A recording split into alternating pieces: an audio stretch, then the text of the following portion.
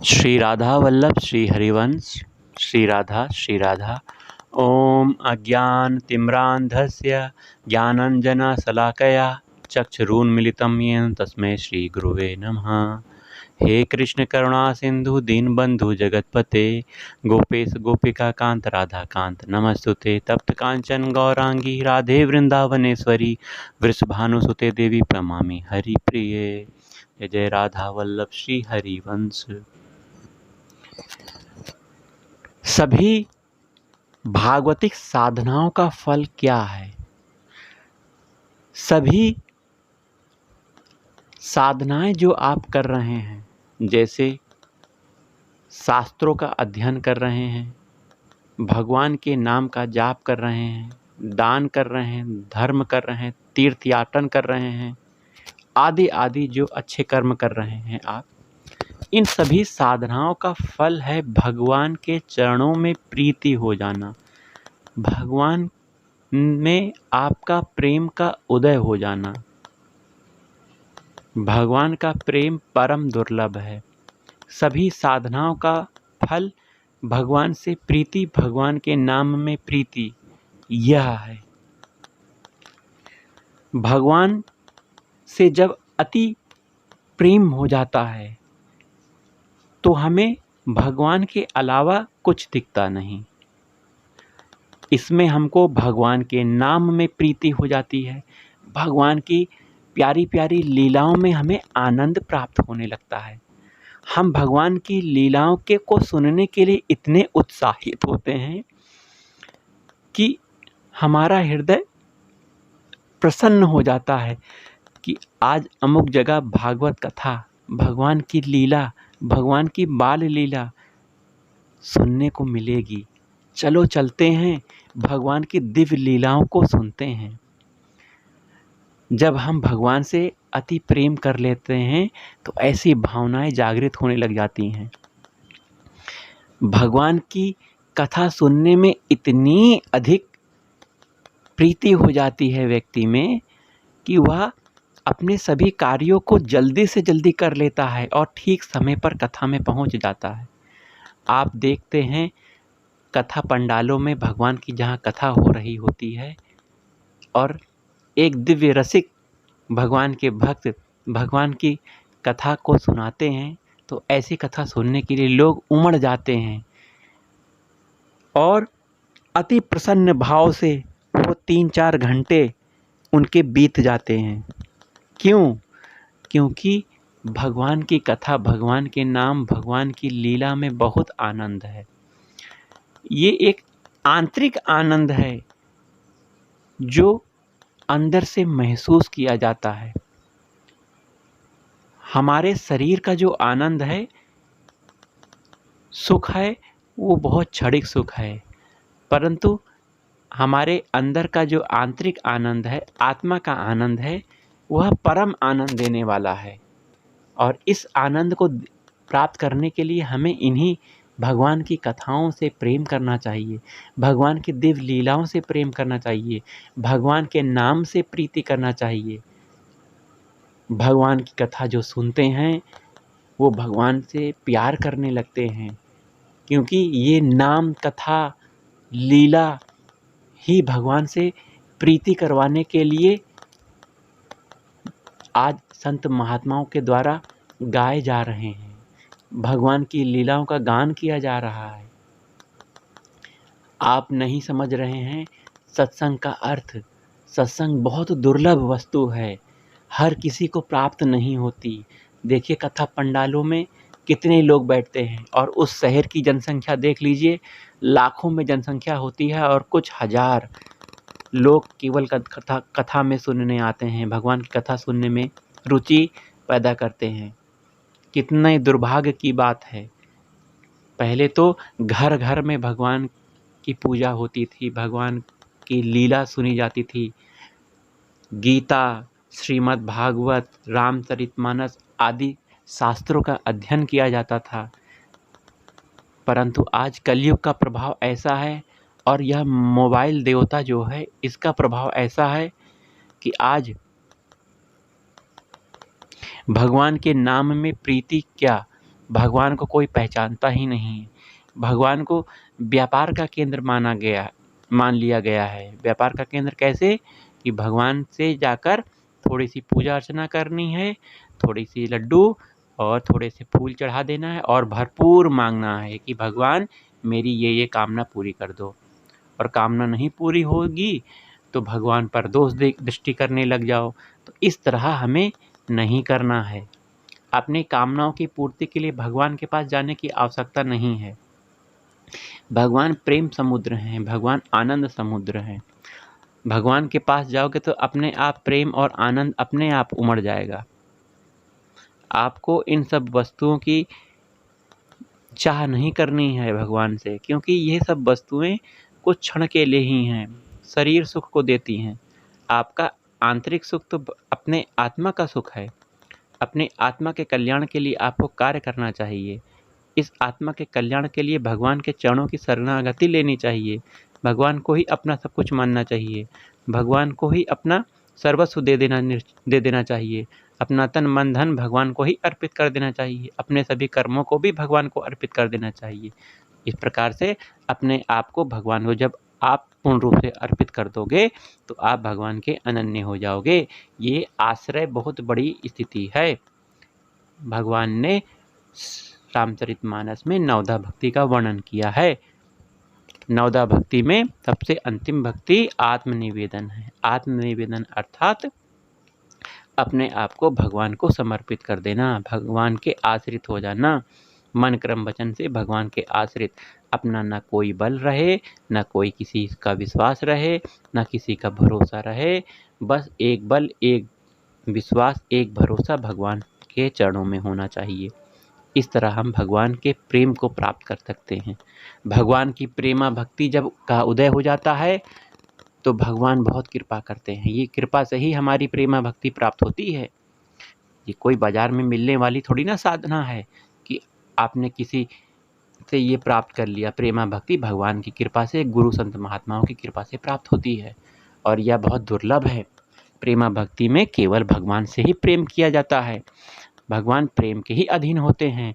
संसार में कोई भी जड़ पदार्थ आप देख रहे हो, किसी भी साधन को देख रहे हो, किसी भी पूजा, किसी भी तप, किसी भी ध्यान आदि योग को देख रहे हो, इन सब में इतनी सामर्थ्य नहीं है कि भगवान की प्रेमा भक्ति दिला दे। ये तो भगवान की अहेतु की कृपा है, गुरु संत महात्माओं की अहेतु की कृपा है, जिससे हमें भगवान की प्रेमा भक्ति प्राप्त हो सकती है। प्रेमा भक्ति में हमको करना क्या है? हमें अपनी प्रत्येक चेष्टाएं भगवान को अर्पित कर देनी है। जो भी हम कर्म कर रहे हैं, इस कर्म को करते हुए भगवान का चिंतन कभी नहीं छूटे। भगवान की लीला हमको स्मरण रहे। भगवान कैसे माखन चुराते थे, भगवान कैसे ब्रज में लीलाएं करते थे, कैसे असुरों का संहार करते थे। ऐसी दिव्य लीलाएं हमको स्मरण करनी चाहिए।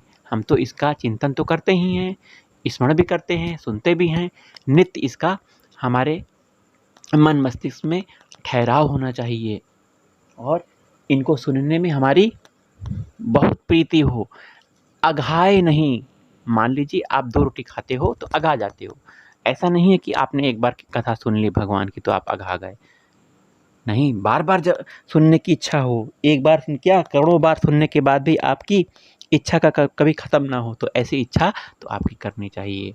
तो इस तरह भगवान की प्रेमा भक्ति प्राप्त होने के बाद भगवान श्री कृष्ण क्या देते हैं बताइए? भगवान श्री कृष्ण अपने हृदय का प्रेम आपको दे देते हैं। भगवान श्री कृष्ण के हृदय में एक दिव्य प्रेम का वास है। वो दिव्य प्रेम है क्या? भगवान के हृदय में वास करने वाला जो प्रेम है, प्रेम की सबसे ऊंची अवस्था महाभाव है। प्रेम तो बहुत नीचे स्तर की है। जैसे मान लीजिए 100 मंजिल की कोई बिल्डिंग है तो प्रेम पहली मंजिल है और सबसे ऊंची 100वीं मंजिल क्या है? महाभाव स्थिति है। प्रेम की सबसे ऊंची स्थिति महाभाव। इस महाभाव का मूर्तिमान रूप श्री राधा रानी है। जब भगवान श्री कृष्ण अति प्रसन्न हो जाते हैं तो श्री राधा रानी के चरणों की शरणागति की ओर अग्रसारित कर देते हैं। श्री राधा रानी श्री कृष्ण के हृदय में वास करने वाली हैं। श्री कृष्ण के हृदय में गुप्त धन श्री राधा रानी हैं। वैसे अगर आपको श्री राधा तत्व को जानना है तो इसके लिए रसिक संत महात्माओं की शरण आपको लेनी पड़ेगी। इस जीवा से श्री राधा तत्व की चर्चा नहीं की जा सकती। रसिक संत महात्मा ही इनका वर्णन करने में सामर्थ्य रखते हैं। वैसे संत महात्मा यह भी कहते हैं कि हमारी आत्मा भगवान का अंश है, अर्थात हमारी जो आत्मा है वो भगवान का अंश है और भगवान की आत्मा श्री राधा रानी है। श्री कृष्ण की आत्मा श्री राधा रानी है। तो हमें भगवान कृपा करके क्या देते हैं? भगवान कृपा करके अपने हृदय का प्रेम हमें दे देते हैं। हृदय का प्रेम क्या है? श्री राधा रानी है। श्री राधा रानी के चरणों की हमें शरणागति करनी चाहिए, उनके चरणों का ध्यान करना चाहिए।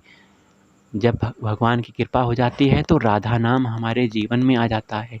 भगवान श्री कृष्ण राधा नाम का जाप करते हैं, नित्य प्रतिपल राधा राधा राधा राधा, बहुत ही पवित्र नाम है। अब राधा की व्याख्या कर दी जाए। रा अर्थात रस दात्री, रस देने वाली श्री राधा। धा का अर्थ है धारण करने वाले, अर्थात श्री कृष्ण।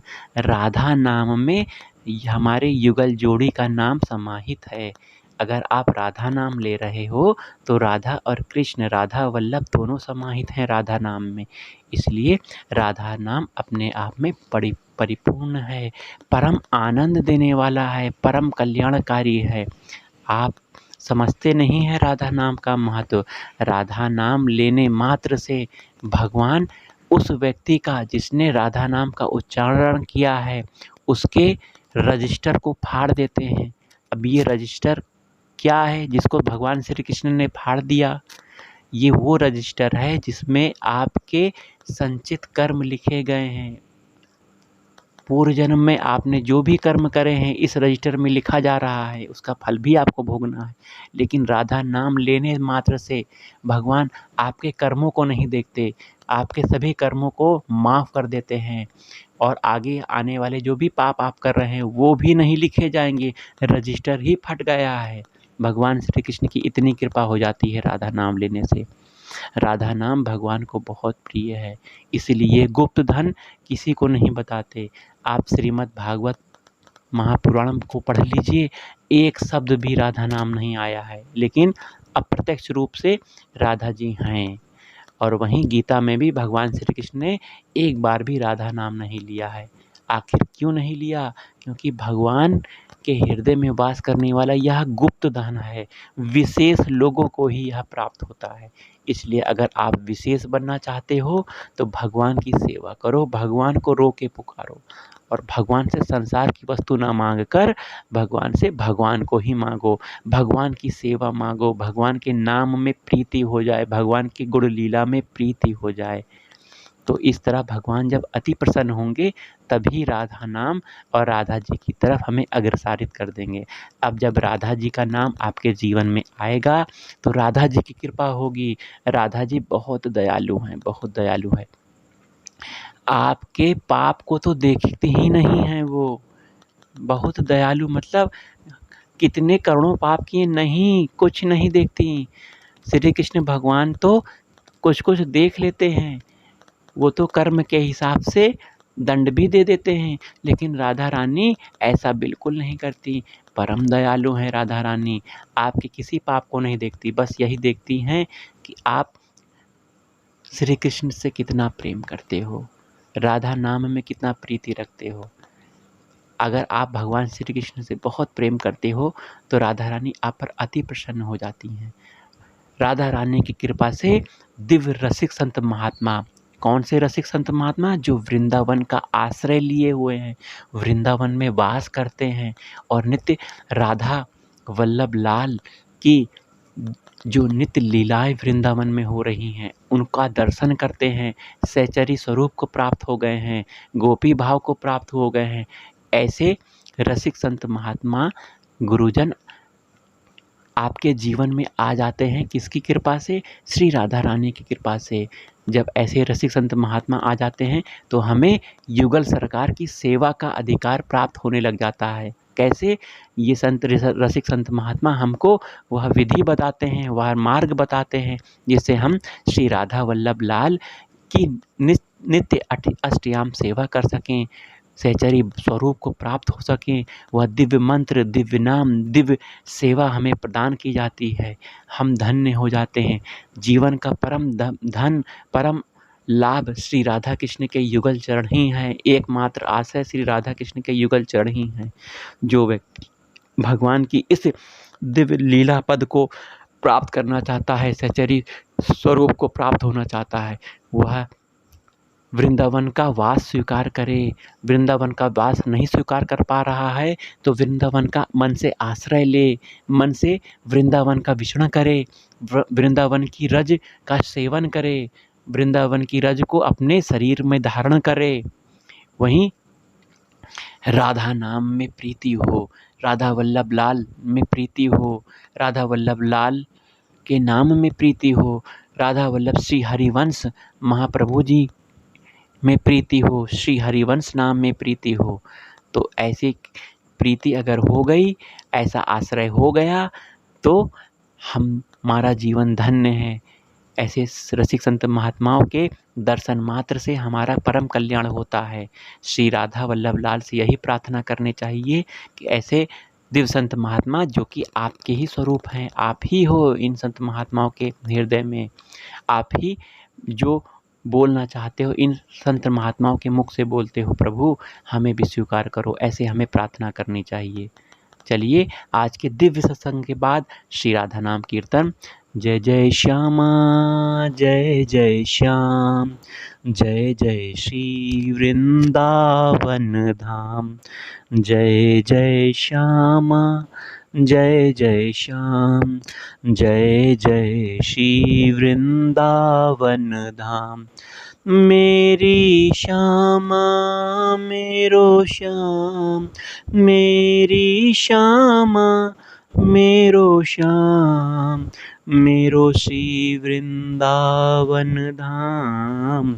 जय जय श्यामा जय जय श्याम, जय जय श्री वृंदावन धाम। राधा राधा राधा, राधा राधा राधा, राधा राधा राधा, राधा राधा राधा। जय जय श्री राधा, जय जय श्री राधा, जय जय श्री राधा।